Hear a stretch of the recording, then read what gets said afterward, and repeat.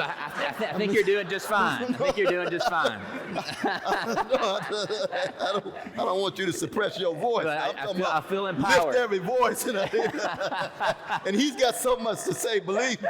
His brother Michael got a whole lot to say. Well, I do want to think about this last question as one of advice. We have faculty and staff here in the room from around the world who think about how to educate character, and students here who want to develop it. What advice do you have to faculty and staff about how to educate character? And what advice to students do you have about how to develop it here in the university?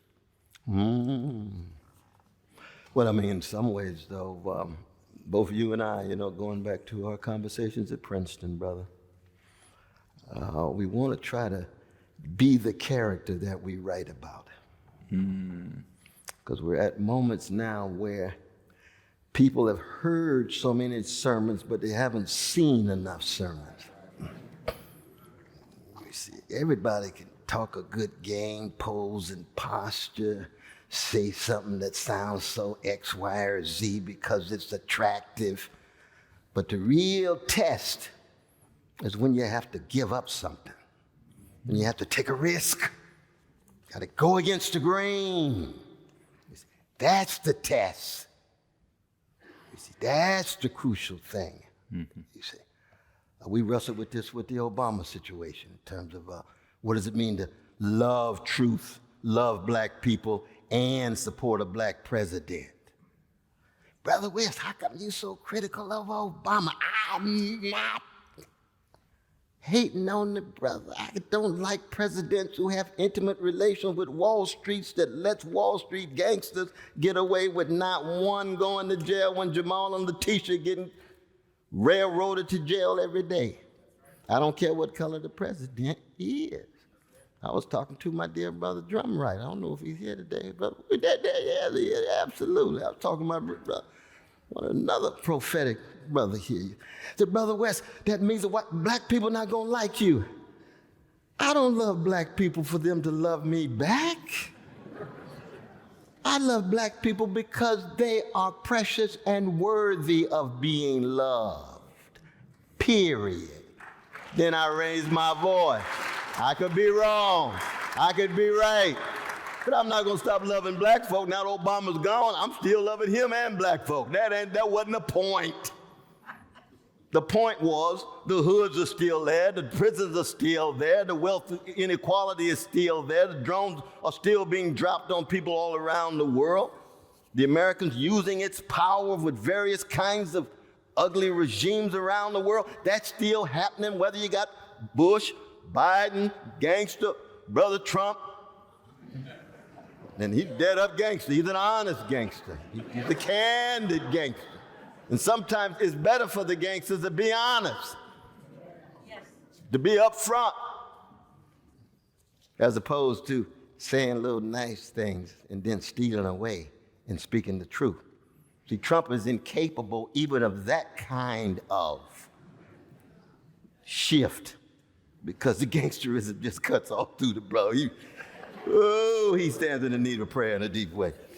But the important thing is, that's the test of character.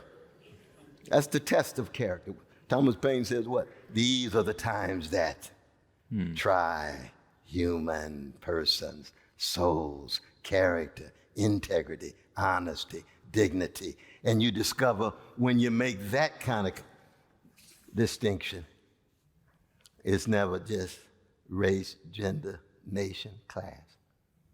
It's human at its deepest level.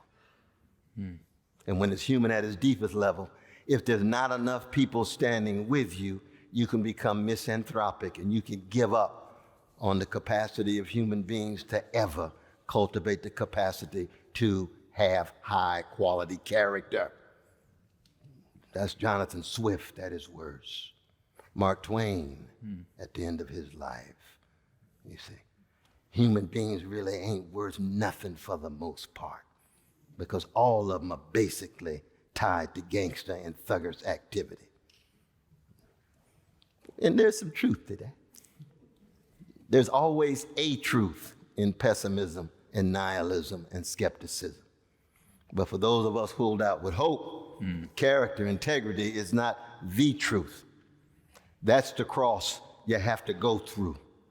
And the long Saturday you have to live in order to still be tied to some possible Easter, some possible Sunday, some possible breakthrough, some possible epiphany or revelation or kairos, whatever secular religious language you want to use to allow human beings to have the chance of finding a way out and stay in movement given the dimness and grimness of our day.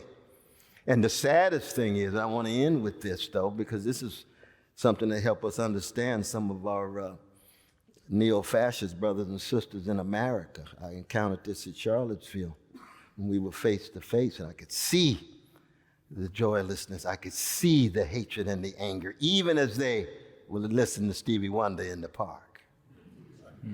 See, that's deeply American, isn't it? When they come to kill black folk, but they want to listen to Stevie, because his music cuts so deep, even their humanity.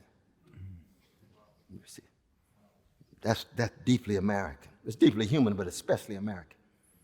Even with David Duke, I run into David Duke, you know. He's head of one of the major Klan things, and he's Catholic. And the Klan was founded against black folk, Jews, and Catholics. Now you got a Catholic running one of the main. That's upward mobility, American style.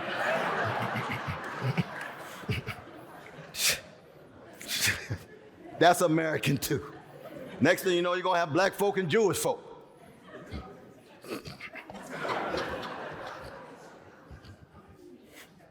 That's how wretched we are as human creatures. I'm not just talking about them, I'm talking about us. There's elements of that in us. There's elements of that in us. In fact, when one of the brothers came up to me, you know, one of the Klan cats with all this stuff on, and I'm sitting up there, this little light of mine, I'm gonna let it shine. I said, oh Lord, have mercy.